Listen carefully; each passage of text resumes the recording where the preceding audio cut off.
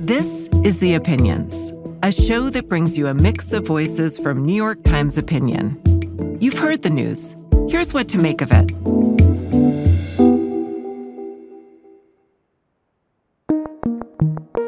I'm Alexandra Sifferlin, a science editor at the New York Times. I recently hosted a live event at the Brooklyn Public Library to talk about the state and future of MAHA, the Make America Healthy Again movement. I was joined by opinion science writer David Wallace-Wells and columnist Tressie McMillan. We discussed how Robert F. Kennedy Jr. is reshaping our healthcare system, our preparedness for future pandemics, and what vision, if any, Democrats have for what public health should look like for the nation. Thank you. All right, so to start, I thought we would talk about what MAHA is, because it can sometimes be a little hard to define. Is it a grassroots movement with real political power? Is it branding for RFK Jr.? I'm curious how you guys think about what MAHA is and what influence it has or doesn't have. Yeah. Maybe Tressie. Okay, sure. Let's start. Me? Sure. Okay. Go for it. I think the easy answer is yes to everything that you just listed. I think much like the MAGA movement overall, what you've got is this sort of uneasy alliance of a lot of populist groups with a sprinkling of performative political factions. And I think that is exceptionally true with MAHA because there's a much longer history there of sort of what I would call populist health communities, right? It's drawing heavily on eco-fascism, whatever might be left over of a sort of libertarian environmental movement. And then you've got, I don't think you can overstate the role of the emergence of the sort of mommy blogger to health influencer pipeline.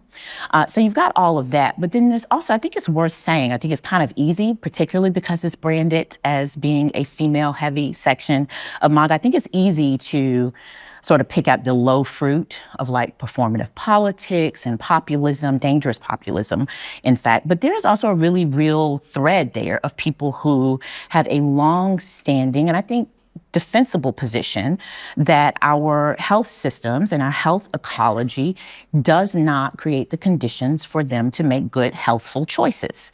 Now, we may disagree on what ends they then come to and the conclusions that they draw based on that, but I do think it's worth pointing out that there is also, I think, a real contingent of people for whom health, especially the idea of health, deeply tied to concerns about the environment and climate change and climate crisis, is for some people, a single voting issue. And some of those people, I think, also get lumped into MAHA. Mm-hmm. David, what do you think? Well, you used the word branding.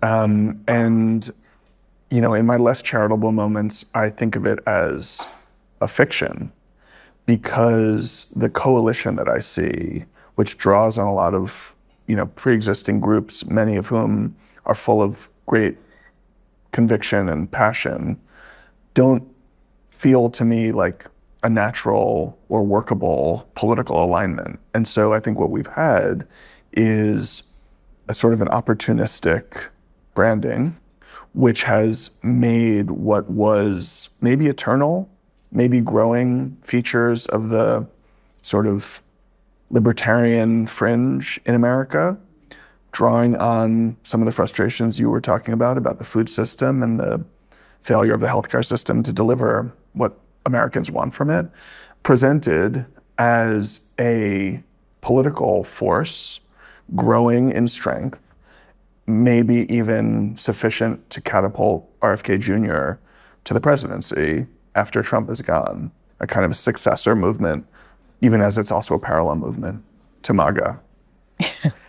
You sound concerned. Well, but I think actually, if you look around today in 2026, you see how much that really was or has become a fiction, has been revealed to be a fiction, or at least a coalition of convenience, full of contradictions, which could not be sustained over the long haul. Many of the people who RFK brought in have already left the HHS. Those that remain, there are those who believe that medicine has been overregulated in this country and those who believe that medicine has been underregulated in this country. There are people who believe that nothing is sufficient to license a drug unless you've got a rock solid randomized control trial, and people who think that anecdotal evidence should allow you to license any new drug. There are people who think that we should be able to volunteer to take part in a clinical trial. There are people who believe that the world is poisoning us, and then there are people in the administration who are literally poisoning themselves with off-label supplements and meds. And all of this to me suggests, some basic fragmentation, fracturing in what seemed a year or so ago to be an ascendant coalition.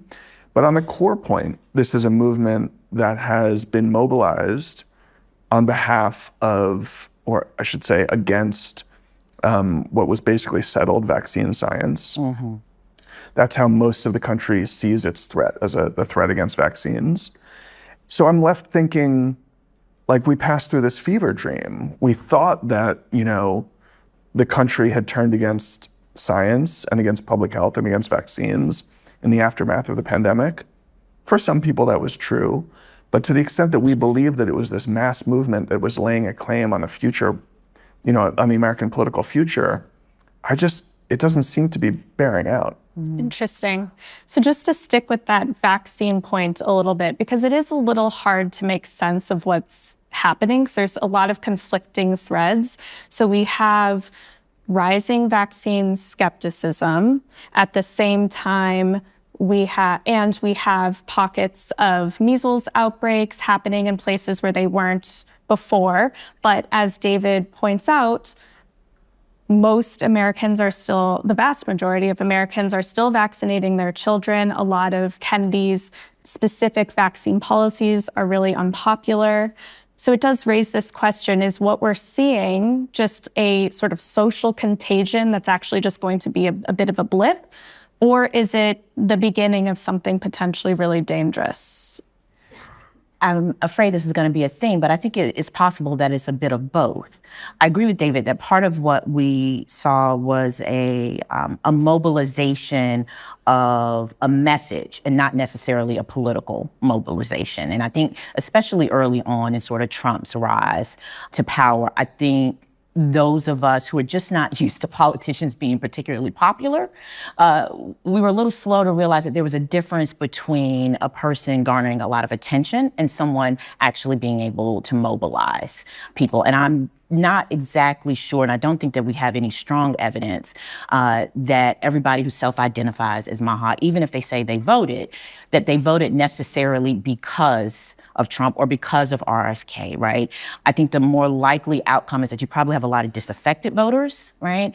But that doesn't necessarily mean that they could be mobilized. I'm not even entirely sure that Trump has ever tried to actually mobilize them in any significant way. Now, they do, however, have an infrastructure to drive a lot of attention, a lot of media narrative, right? Which I think gave us, yes, the impression, especially coming out of COVID, which was just, it's hard to, at this point, to overstate the shock that was, I think, to our public consciousness. And if you've got any narrative coming out of that helps you make sense of something that for a lot of people, it was just very difficult to make sense of, especially during a moment of when we start to see the sort of fracturing of institutions that it really just kind of atrophied, after decades of either disinvestment or, institutions that people just never really had to think about before. The CDC, I think, being a very good example of that. I think it was easy to mistake the clarity of the message that, that conspiratorial, here's what they don't want you to know. And I think if there was anything that's kind of holding that group together, it is that underlying, I'm unsure about what is happening. There is a lot of change, and there are a lot of unknowns. There is declining trust in our institutions.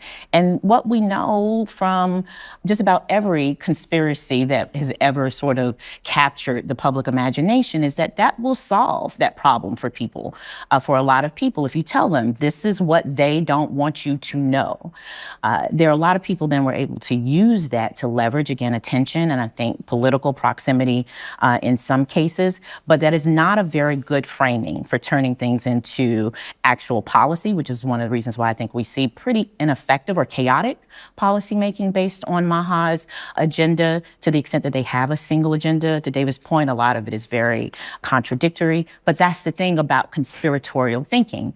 It is inherently contradictory. It is not a very good framework from which to come to consensus, which is what you need to move policy along.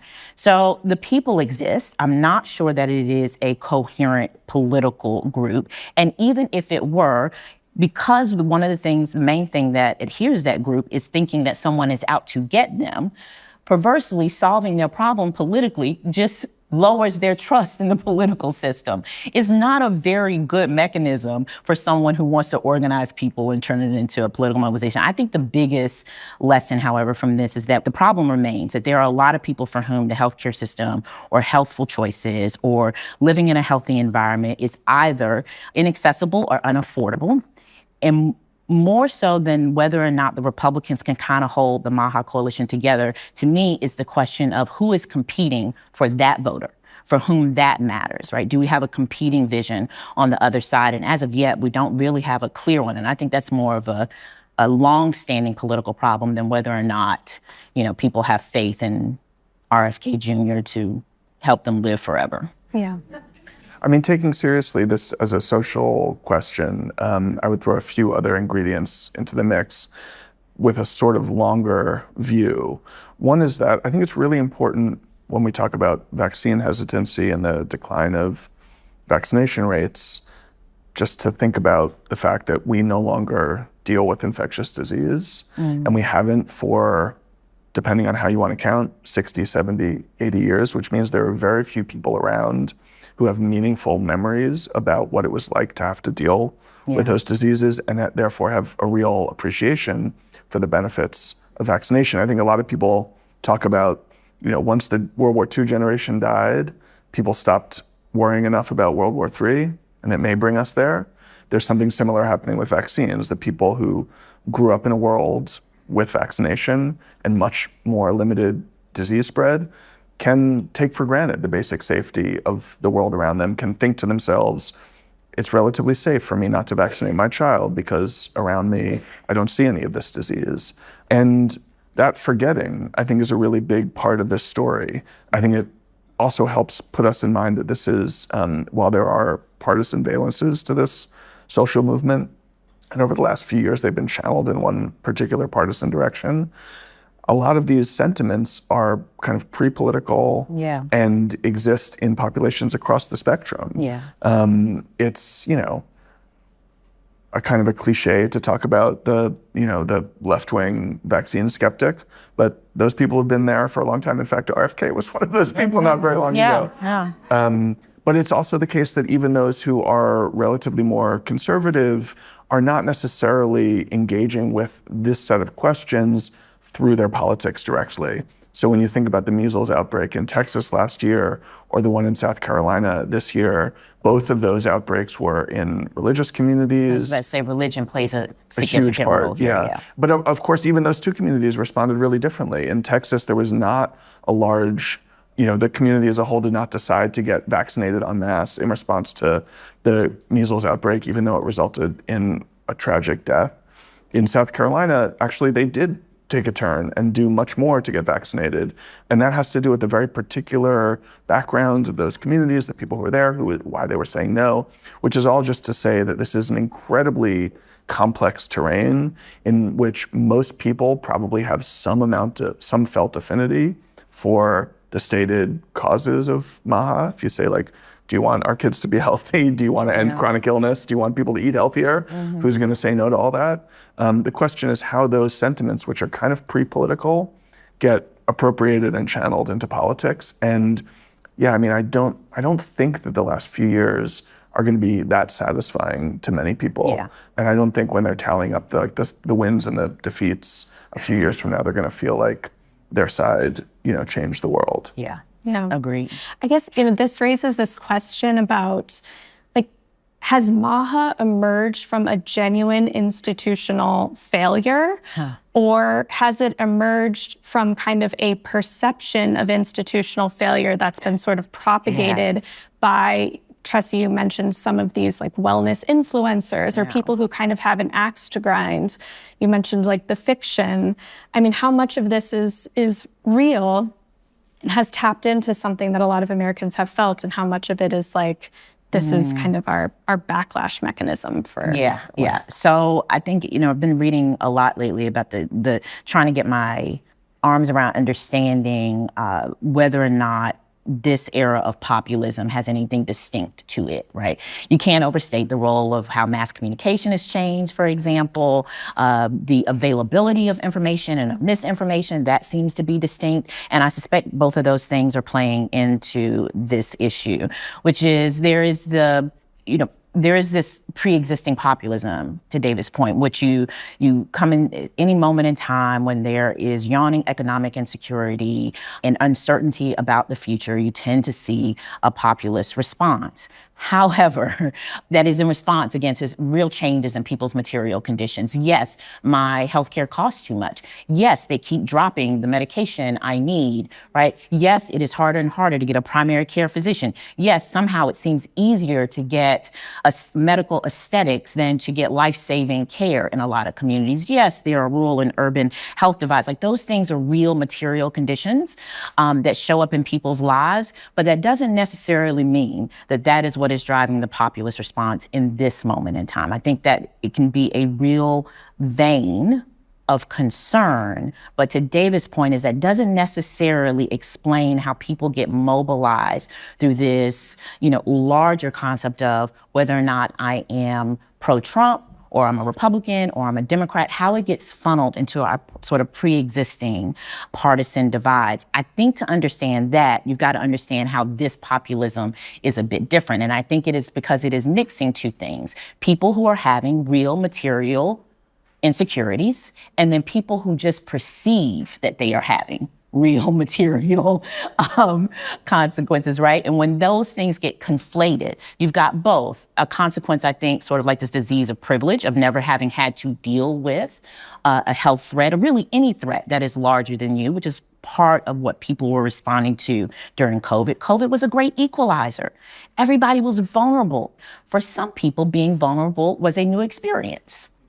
And the perception of that certainly made some people feel like their material conditions had changed, but that does not mean that they had the same risk and the same vulnerabilities of people who, for example, are living with decades of environmental toxins in their communities, right? Or communities that don't have clean water. But for a moment in time, if there is enough anxiety, if there's a big enough external shock, which arguably I think COVID was, I think it can give the sense of a greater populist movement than what is actually true on the ground. So yes, I think there's like a real thing, but MAHA doesn't respond to that, right? What you don't see are a lot of systemic responses or even arguments for those. In fact, that tends to be antithetical to the belief. What you see is a lot of doubling down on individual choice, which suggests to me that it is more about people wanting to sort of, manage their individual risk. And again, that's just going to be a really difficult thing to do with policy. And that's even assuming that that is what, RFK Jr. and Donald Trump are interested in doing. And so far, they have not shown that they're interested in actually solving a material problem or really a perceived problem either.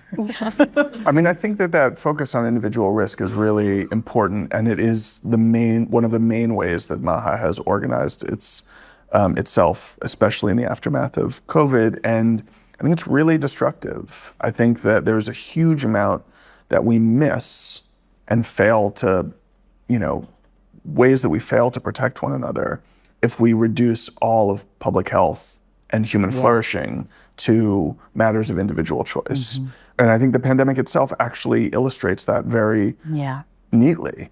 And, I think here we are 6 years after the pandemic. There is still some lingering resentment, especially, it seems, among the people whom Trump has appointed to run the country's public health systems. But I think what's really interesting is that when you look a little bit more deeply in the data, it doesn't really seem to me that there's so much widespread anger and resentment and frustration about the ways that we burdened one another and protected one another during the pandemic itself. In survey after survey, when you ask people, did they agree, even in retrospect, did they agree with the mitigation measures that were implemented? Did they agree with mask mandates? Did they agree with school closures? There are some people who say no, but you're talking about 70 to 80% of the country saying that they supported the policies that were implemented at the time. And that is just so divergent from the messaging, not just that we get from HHS and RFK and Donald Trump, but honestly from establishment liberals too, who say that we really bungled this pandemic, we mismanaged it, we alienated the trust of the public. And I'm not entirely sure that that's really true. Yeah. And I think it's a great point. What worries me most about it is it makes me wonder, what does it mean if we have a change of the page, we have a change of political leadership? What are the leaders on the other side going to be thinking about public health? Are they going to be thinking we need to rebuild the value of solidarity? Or are they going to be thinking we need to learn the lessons of the pandemic, by which they mean that we overreached and went too far and need to be lighter touch in our messaging? And I sort of worry that we're going to head down that second path. Mm-hmm. Yeah. I mean, it's interesting, this sort of the way that this idea about public health as this important collective endeavor has kind of feels like it's gone away, though I don't know, maybe not.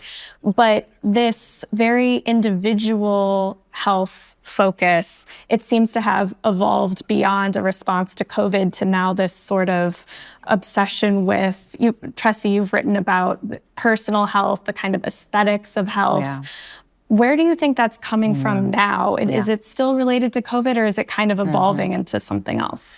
I think the easiest way to answer, I think there are a couple of things happening, but I think the most macro trend in all of the data that you see about people's, shifting political position vis-a-vis health decisions, really the biggest answer there is that gender matters a lot. There's this wonderful sociological data that followed women, particularly mothers, across COVID and like a couple of years after. And one of the things I found fascinating in this was that a lot of what we would think of as like vaccine hesitancy among moms, that, if you just asked them on a survey whether or not they had questions about vaccines, you would say, oh, they're vaccine hesitant, but then they're liberal or they're well-educated, and then you'd have these questions, and it would make it seem like, right, that there was this sort of like growing anxiety about vaccines. But when you did the qualitative analysis and you followed up with them, what you found was that they felt increasingly responsible for their children's health in every way imaginable, and wholly unprepared to manage it. If my child has autism, nobody's blaming the father, right? Why didn't I do X, right? And that a lot of what you were seeing was an undue amount of expectation, specifically on motherhood, to manage the fracturing of our healthcare system, and women who were educated enough to know what they didn't know, trying to ask questions in a system that is not set up to treat women seriously. And so in that conundrum, it looked like you were vaccine hesitant, when in fact it was just that you were never supposed to be managing the vaccine schedule or the biological future of your children, right? That this was never supposed to be an individual endeavor. I think that has probably impacted women's understanding of helping something that they are personally, morally responsible for. And then you add on to that all of the status benefits of looking healthful, of looking like you are making the right moral health choices for yourself and for your family. And then we do what it is we always do, which then is an economy appears to help you solve that problem, right? It's not enough to be healthy, you have to look healthy. And then it's not enough to look healthy, you have to look like you're trying to be healthier.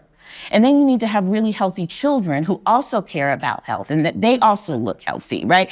And again, these are not things that by and large we are asking of men, right? We are asking this mostly of mothers. And I think that then becomes a thread through how all of our medical decisions then become to be understood, not just as individual consumer choices, but individual responsibility, right? Mm-hmm. I mean, only all that, you also have to sell something to your audience. That's right. So that they can live as beautifully and That's healthily exactly as you it. Yeah, don't forget that part. But there is, as you mentioned earlier, also there is the male side of it, right? So you were just talking, I think, quite beautifully and profoundly about the way that pressures on women through this period have produced some of this pathology, so the social pathology. On the male side, I think it's really quite clear. It's like these people are playing a game of social Darwinism. Yeah. They do not care for the weak. Yep. They're happy to see the weak die. And then when you look at the genuine avatars of MAHA on the male avatars, it is not about looking healthy. It's looking like... What is that look? It's professional wrestling, right? And I mean, truly, it is like, I sort of made a crack about it earlier, but the fact that like RFK Jr. puts himself forward as an icon of health. Have you seen a photo of him at 40? He does not look like that. He did not look like that 30 years ago. He has completely remade his body in ways that strike me as like quite off-putting, but if you just see him in like jeans and a hot tub, even more so. I actually had forgotten that image, and I don't appreciate being reminded. Yeah. But he's also, I don't want to like rag too much. It's like he can't even lift that much weight. He just looks like really huge. I actually think we should say that more. I'm in favor. But the story that's being told by his body and by the body of many men like him is not about fitness even. Yeah. It's about monstrousness. Like, these people are meant to be threatening. They are meant to be intimidating. And that is a aesthetic value that has grown much more powerful over the last decade, as I think in the Trump era, the right wing has gotten much more explicitly acquisitive, competitive, unapologetic about its claims on the rest of the world, any resources, et cetera. It's a very, very dog-eat-dog worldview, and the way that that descends on the individual is to coach them to be warriors in a time of, they would say like, whatever, soy boys. Yeah. I just read about, RFK Jr. wanting to create a men's health division, as if, the majority of medical science had not been developed for the health and well-being of men, but by which he meant it was to make testosterone more freely available, right? Yeah. To David's point, that this very limited and narrow view of male health is just performative aesthetics of, I love this, of monstrosity. Whereas I think it is very different what is happening on the other side with women. And we conflate the two, I think, in a way that hides what I think might be the most strident fissure of the MAHA movement, which is that one may be going about, managing their health risks in a way that is not pro-social. But the other is quite actively trying to destroy the idea of social in its performance of health.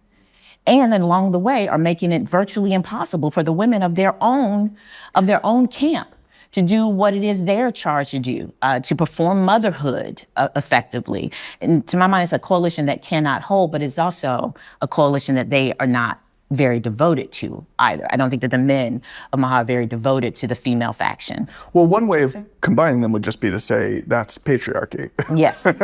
Yeah. I mean, the men are supposed to be warriors, right. and the women are supposed to be beautiful, eternally youthful wives. You talked about the things like testosterone and, the things that Kennedy is personally into. I was hoping you could help me make sense of this sort of push back against more established medications and treatments like vaccines, and this embrace of unregulated substances like peptides that people are buying online from places like China. They don't really know what's in them, but they're willing to inject themselves with we can't buy EVs from China, but we'll buy gray market peptides. Yes. What is going on?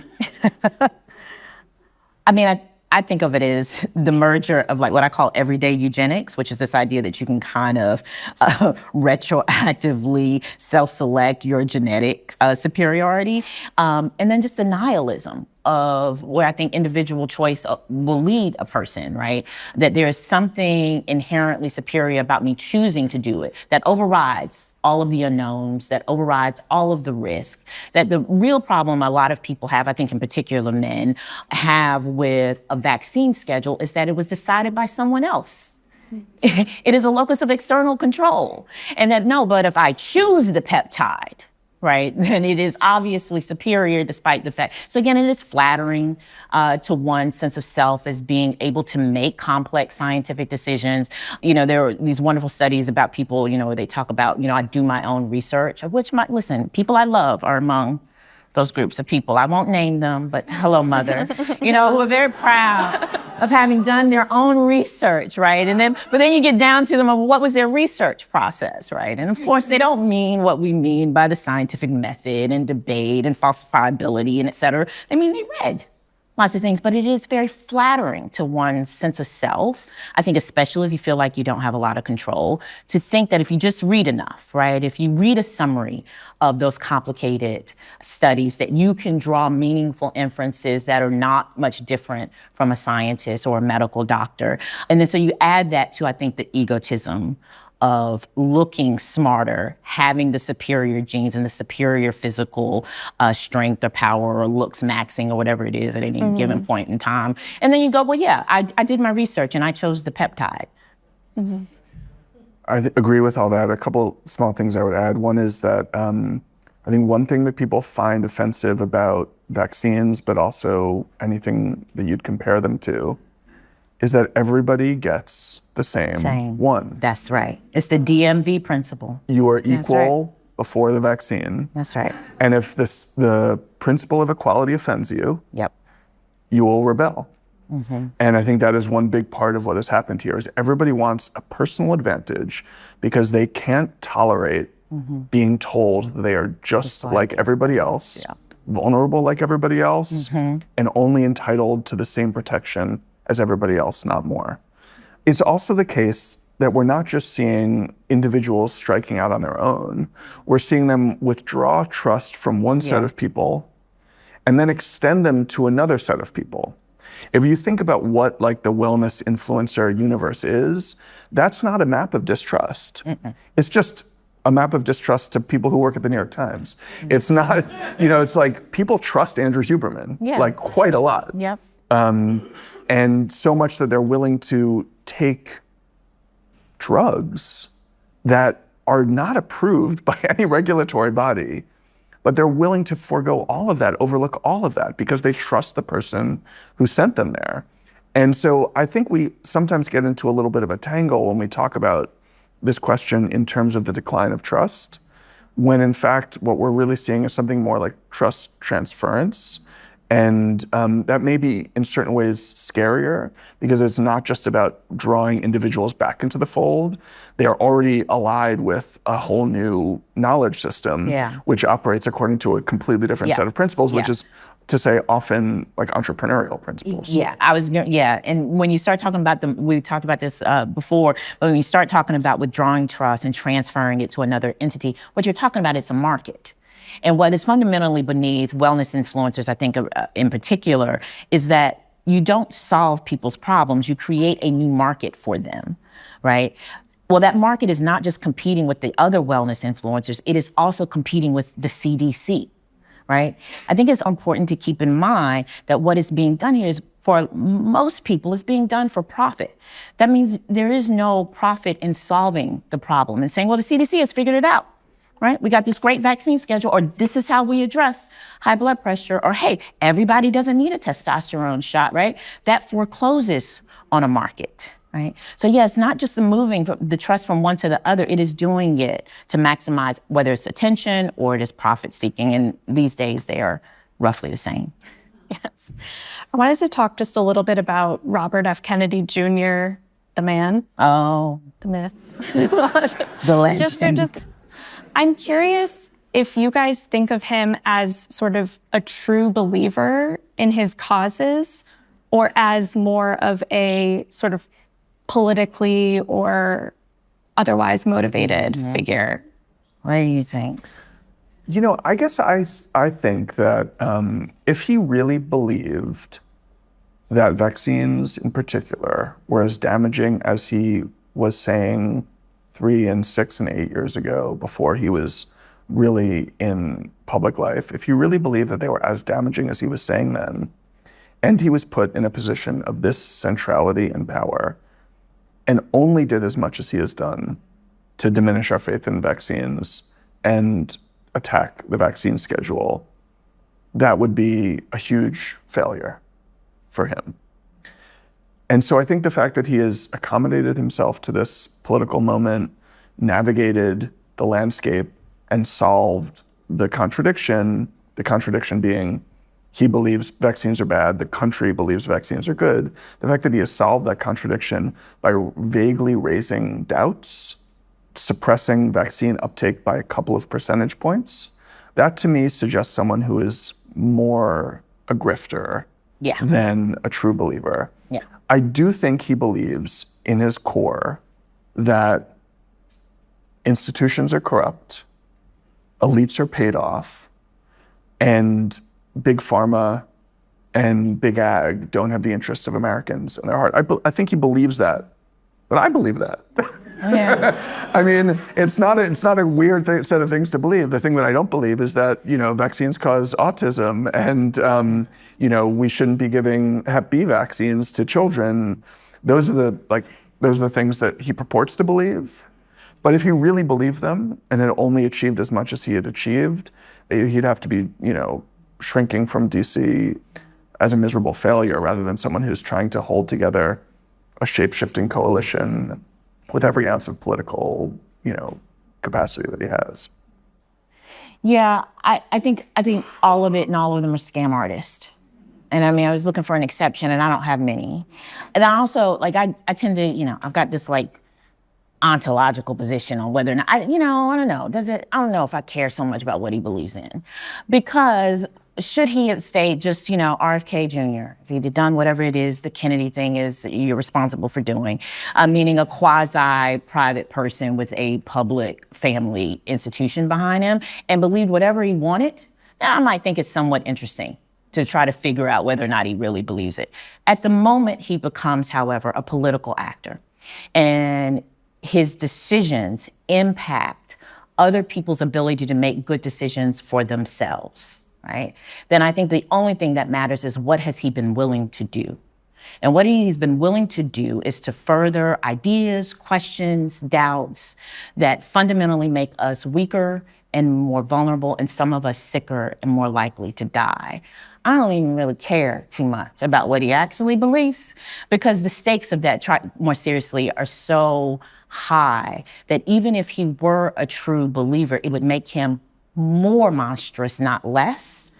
And so, but I tend to just think it's mostly a scam artist. Yeah. One more thing I'd add just quickly about him and his character and his, public character is, I think a lot about how different the world we'd be living in right now and how different this conversation would be on stage tonight if Trump had made RFK Jr. the head of the EPA. Yeah. Or even the head of the FDA. Mm-hmm. Or the head of the Department of Agriculture. Yeah. Those would have been causes in which he had conspiratorial views. He has, I think, non-scientific perspectives, but his instincts are more in line with science and much more in line with public opinion. Mm-hmm. And so it wouldn't have been nearly as politically difficult for him to, at least on the public side of things, achieve real concrete gains that he might have been celebrated for. Instead, Trump made the opposite choice and put him in a kind of impossible situation, trusting that Bobby could navigate his way out of it. And I think the ultimate, as always, Trump miscalculated, made a short-term decision that he thought would benefit him, and it's coming at a long-term cost to his own political popularity. So there's been a lot of attention paid to the hantavirus outbreak. And while there's a lot of uncertainty, and I'm not saying it's going to be a huge thing, it is raising this question, I think, of what might happen should Kennedy be in a position where he does actually have to lead the country through something like a serious pandemic or some kind of novel virus. And I'm curious if this is keeping you up at night. I mean, I think I should say as a first note that I don't think that the hantavirus is likely to take off in the ways that have animated our nightmares since COVID. There are too many reasons to think that it will be spreading too slowly, for anything like a global takeover to happen. So what we're dealing with is a public health threat of a distinctly smaller scale, which is nevertheless quite scary because the strain that we're dealing with kills somewhere between 30 and 40% of those people who are infected. And because at no point along the timeline of the last month has any public health official, whether in America or internationally, I think really done a very good job of communicating about the risk or building a sort of set of protocols or infrastructure that would allow us to really contain it.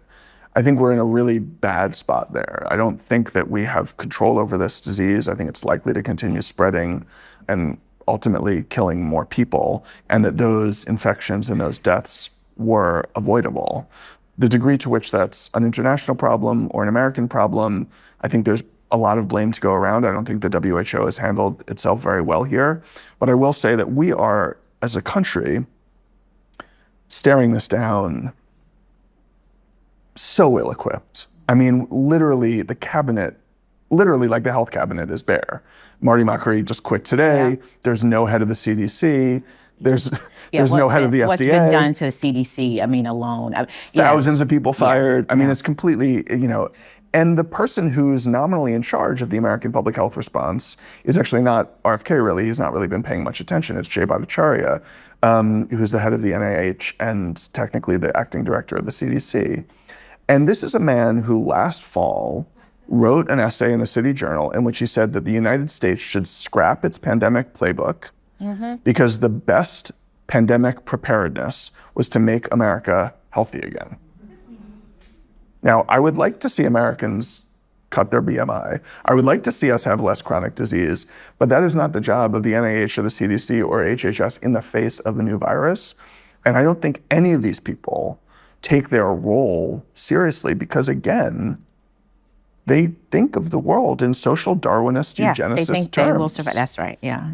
Now, I don't think that means that any of these people want to see 10 million Americans die, but I also don't think that they care that much if a few more people die that didn't need to die, if the logic of that was that they were allowing more able-bodied people to move around more freely and unencumbered. These are people who take that deal after generations of public health officials would have insisted on the opposite deal. And that's not comforting in the least. No.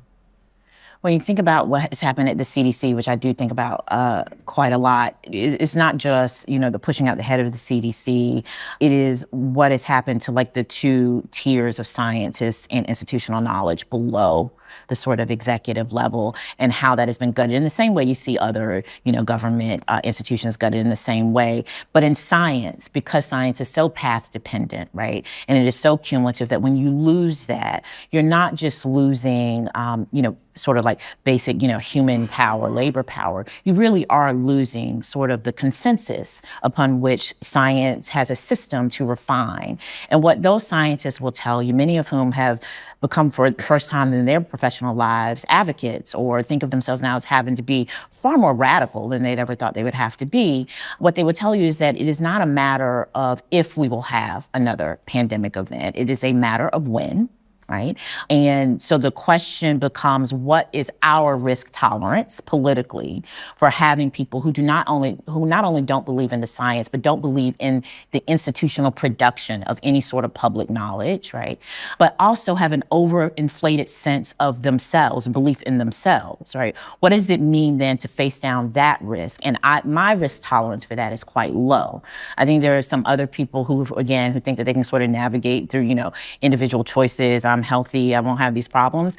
And I think, though, that if you ask most Americans more soberly, when we are facing, which may or may not be the next pandemic event, but something that could be, and when they're actually thinking about what's really possible and probable, I think their sense of risk changes. And I think that becomes potentially a political problem for this administration. The difference between imagined risk and real risk has a way of clarifying some people's own susceptibility ability to risk. But that is not the way you want to do a political means test. I mean, to David's point, it's not just that people will be sick and people will die. It is the sheer possibility of the scale of which that might happen. But I worry that that is the sort of political means test it might take. Totally. So we have some great reader questions, but I just had one more future-looking question that I know was of interest to both of you too, is, so what should be the response from the other side, from Democrats, to all of this? What does a democratic public health vision look like, let's say in 2028, potentially? That's a great question. You want to go first? I think it is part and parcel of sort of the larger project that the Democrats, and listen, I really resist this thing where, tell the Democratic Party what it needs to do. It's not my job. And also, I'm not particularly sure they're interested in what I think they should do. However, having said that, I think that, our concerns about our health system are part of our larger set of concerns, which is, I think David said as well, you either believe in a social compact or you do not. And as a party, you need to lay out a clear vision of, listen, the other side thinks that, which it took the Democrats quite a while to even, I think, come to consensus about how to talk about what was happening in the Republican Party. And they've roughly settled on sort of a consensus, right? They've decided to throw the F-bomb once in a while or something. I don't know. But what you don't see is a more affirmative, coherent argument about what they do believe in. And I think the issue of health is just an example of that more broadly. Like, is this still the party that believes in public administration or not? And how much do they think we should have? Is this an administration that believes that, economic security is kind of part of government's responsibility as citizens? And if so, how are they going to enact that, right? I think that they're still kind of trapped in the cycle of trying to accurately describe what Trumpism is. And as it comes down to health, they've got a narrative about the Democratic, their sort of big, most recent big legislative win, of course, is, Obamacare, and which they're not all equally comfortable running on, but it is a set of benefits that most Americans have become comfortable with having, and it means something to them. And it's a particular, has the possibility to be a political wedge issue. But I'm stunned that they have not drawn a sort of bigger story of that about health. Right? It's not just that you have access to the Affordable Care Act, but we want to make it possible for you to make a range of good, healthy choices. There's some, on the fringes, Sanders talks about it. Cory Booker recently was talking about organic food and vegetable, that kind of thing. But the Democratic Party right now does not have a clear vision on that, does not seem to be competing for voters for whom that is a concern. And I think there are a couple of reasons for that. Some of them are still smarting about what happened to Michelle Obama when she tried to, lead on school lunches and that kind of thing. But I also think there's this sense that the other side is bungling it so bad, and why get in the way of your enemy shooting themselves in the foot? And that maybe that is good politics, but it is not a good narrative for why we should trust you to lead us out of this era of political dysfunction. Yeah, I'm like Tressie, I see this as part of the bigger dilemma for Democratic politicians. I also see this as, the war on public health is a war on the social safety net. Yes. Many of these measures that have been drawn back are things that were extended to protect the most vulnerable in society, and they've been withdrawn. But looking beyond health, I see a party that seems comfortable to wait for the Trump administration to self-immolate. Right. And I see the challenges ahead looming quite large. So, yeah, I'm worried that a Democratic public health administration will be divided, as I was saying earlier, between those who basically want to restore faith in public health and extend the principle of health solidarity, and those who want to retreat from those principles in order to demonstrate that they learned some lessons and they heard some criticism during COVID. I see that on foreign policy. The Democrats are very happy right now criticizing Trump's foreign policy, but what is the post-Trump Democratic vision for America's role in the world? I think it's extremely open-ended, and you see people who are very hawkish, even in the Biden administration now, singing an extremely dovish tune. I don't know if there's a possibility out there that a future Democratic president could even try to regain the world stage the way that Biden tried to regain the Obama position when he came in 2021. And I see that, in domestic policy and fiscal policy. Do I really think that the Democratic Party is capable of raising money via taxes sufficient to actually deliver services to their voters and the country as a whole? It seems quite hard. Yeah. They seem like they really want to just raise taxes on the very rich, and there's a kind of justice argument to that, but I'm not sure that the party is actually serious about doing what it needs to do to deliver meaningful victories there. And on that point, I think I'm, sort of inspired by the model of our mayor here, Zohran Mamdani, who has really taken, please applaud. Yeah. I'm not here to make a personal endorsement, but I think really inspiring in the sense that he is an ideological actor who nevertheless takes extremely seriously the need to do the job well and demonstrate that the system itself works for people, and seems actually much more than was apparent even during the campaign to believe that that's the first job of governance, is to demonstrate attentiveness to the needs of the people, and that once you've established that trust, you can go further and make ideological gains. Yeah. At the moment, it seems to me like there are few leaders at the national level in the Democratic Party who are thinking in those terms, and to the extent that they are, their impulses run against one another. And so I don't know where we're going to end up, although I do think we're going to end up with a Democratic president in 2029. Okay. All right, so I think we have time for some reader questions. How do we productively respond to mistrust of corporations, like in agriculture, food producers, within MAHA? How can we question what we're being sold while rebuilding social trust? Mm-hmm. If I understand the question correctly, and I may not, but I think what you're asking for there is meaningful regulation. Meaning, how do we regulate the corporations that are charged with the manufacturing and distribution of most of our sort of meaningful resources, so things like food? One of the problems we have is that we're in an era where people are questioning whether or not regulation is sufficiently muscular enough to do that job. And we're also doing that after 40 years of just sort of actively chipping away at some regulations, some people would say, and then actively making it more complex, others would say, depending on what industry you're talking about. But I think what people are really responding to there isn't necessarily the degree of regulation, but the transparency of the regulation. I think one of the issues that we have is that when so much is provided by the private sector, there is not a meaningful feedback loop for people to respond to what's, being done, and to feel like they understand what is being done. And so I think one of the things that people are really asking for when we talk about regulation, whether they think it's too much or too little, I think we confuse that with public accountability. Right.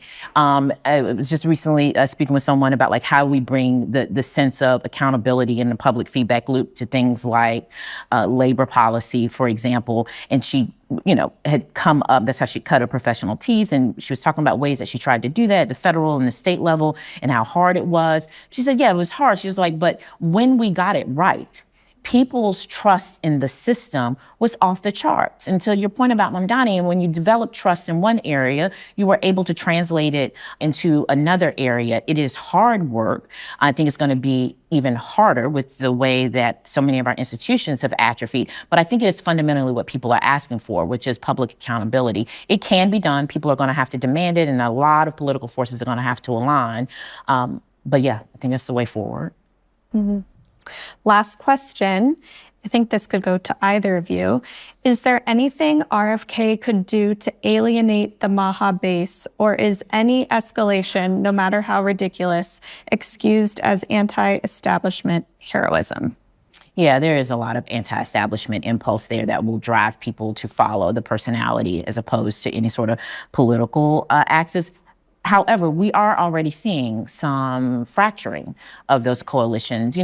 One of the problems that RFK has is the same problem that Donald Trump has, and I think sort of like Trumpism writ large, is that it is pretty effective at mobilizing people whose beliefs are transactional.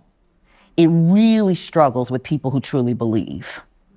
And so some of what you see, for example, are, what moms across America who had really led this fight against like Roundup, weed killer, and feeling deeply betrayed by this administration's, supposed interest in health. When Trump signs, the executive order, sort of defending the corporate interests against many in his base who are actively saying, he has lost my support because of this.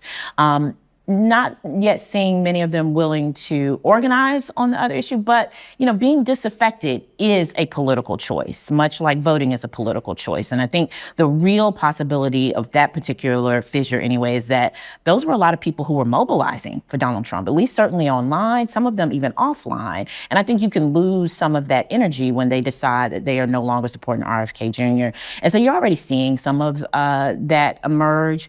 Everybody, however, is not a true believer, right? It becomes a problem, and then the question becomes how many of them are. But for those who actually really believe, RFK Jr.'s almost, wholesale inability to deliver them anything other than like symbolic victories is smarting with a lot of people. Yeah. Just to pick up briefly on the anti-establishment point, I do think it's worth remembering that, come 2028, 2029, we will have been living in Donald Trump's America effectively for at least 12 years.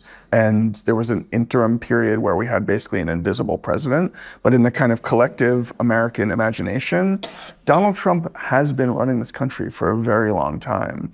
And there are things about Democrats picking up the mantle of anti-establishmentarianism that make me worried and make me uncomfortable. I'm the kind of person who works at the New York Times. I obviously have establishmentarian values, but I also think that there are some political opportunities there. And if you think on the food front, you compare the objection to Michelle Obama is making us eat healthy food, compare that to Donald Trump was in bed with all the big ag companies and he's feeding us poison. One of these actually is a much more potent message. I don't know exactly to what degree the Democratic Party as a whole will feel comfortable playing that card, but it is available, at least to some members of the coalition. And I suspect that one of the things that's going to happen over the next few years is that at least some figures, if it's Graham Plattner or whoever, are striking that note to national effect, even if the party itself is not singing the same tune. That's great. David and Tressie, thank you so much. Thank you. Thank you guys. Thanks to the library, too.